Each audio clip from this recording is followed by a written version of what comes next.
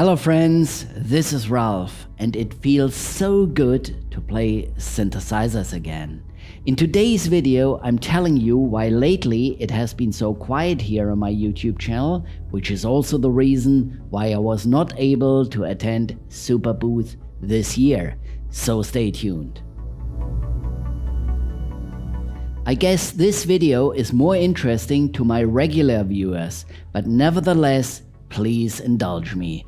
For those who are new here, my name is Ralph and I produce synthesizer tutorials and electronic music. If you want to learn the ins and outs of the Behringer 2600, the ARP 2600 or other 2600 clones, then my channel might be of interest to you and you may consider subscribing.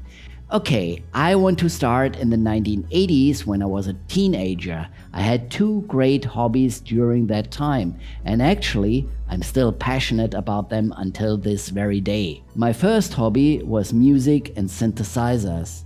And what can I tell you? Synthesizers were so expensive back in the day. Luckily, I also had sometimes access to the studios of some music teachers, which gave me the chance to play with some gear which otherwise would have been totally out of reach for me. Nowadays you can find many affordable clones of classic synthesizers on the market, which makes these devices accessible to almost anybody. For those who are not aware of it, the synth cloning topic is permanently being discussed and debated in the online synthesizer community.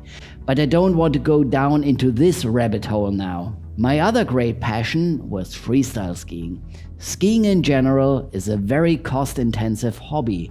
Apart from the ski equipment, you also need the ski pass ticket and accommodation. Spring and early summer was a particularly great time for me because I could sleep in my car, which allowed me to save a lot of money. In the morning, I would go up to the glaciers, where skiing was still possible, in order to get some decent mogul skiing. Later, I also discovered water skiing as a summer substitute for alpine snow skiing.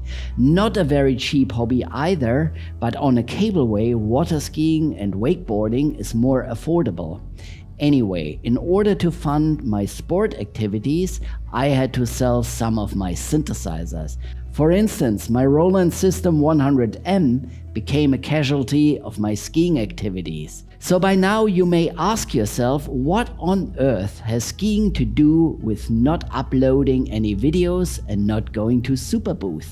Well, after decades of being invincible, I finally had to take care of an orthopedic issue, and my entire energy was just focused on getting this sorted out. Nevertheless, I was still answering all questions and comments here on my YouTube channel. I don't want to go into further detail now, so suffice it to say, I'm okay, but I'm still training my leg. Very soon I will be able to play all my favorite sport activities again. But don't worry, this here will remain a YouTube channel about synthesizers and music. I have no plans of turning this into a skiing channel. Rest assured.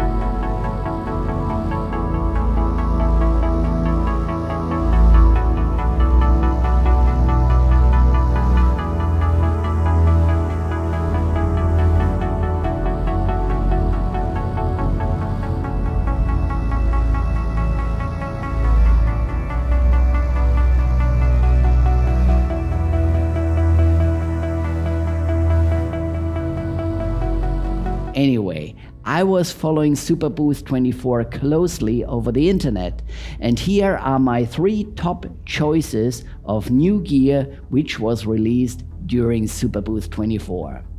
Alright friends, and here are my personal 3 favorite new product releases at Superbooth 2024. So I want to put out a little disclaimer here.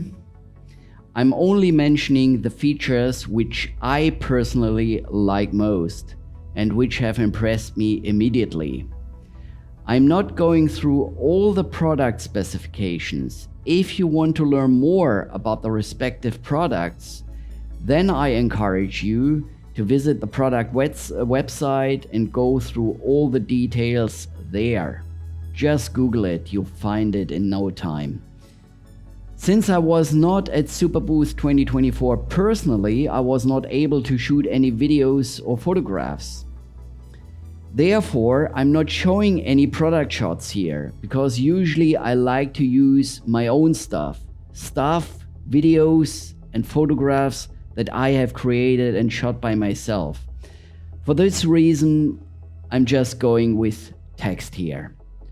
Alright, my first choice is the Oberheim TE-05. This synthesizer has really impressed me. 5-voice polyphony, 2 VCOs per voice with sawtooth, square, pulse wave, triangle wave, and a noise generator. It features a 3.5 octave keyboard. VCO hard sync and cross modulation with through 0 FM.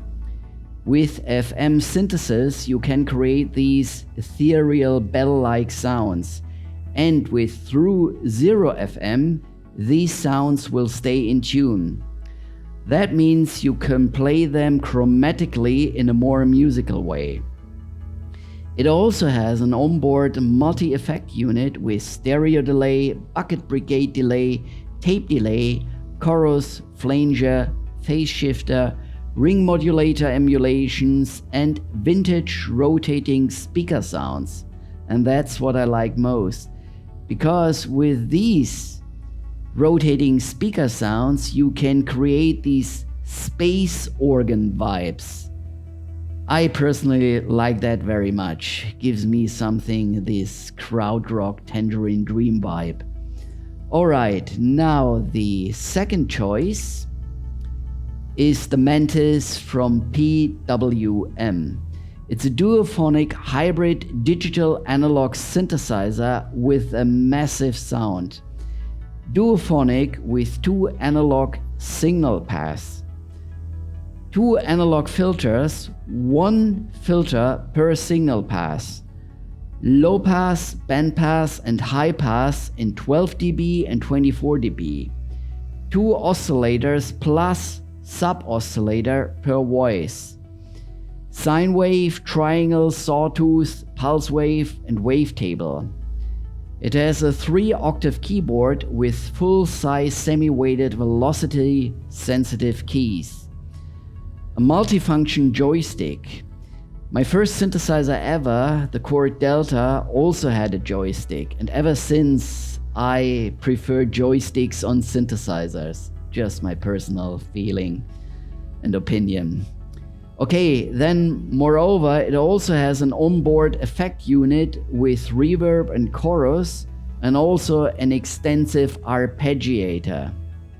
And my third choice is the Echo Cinematic from Nobula.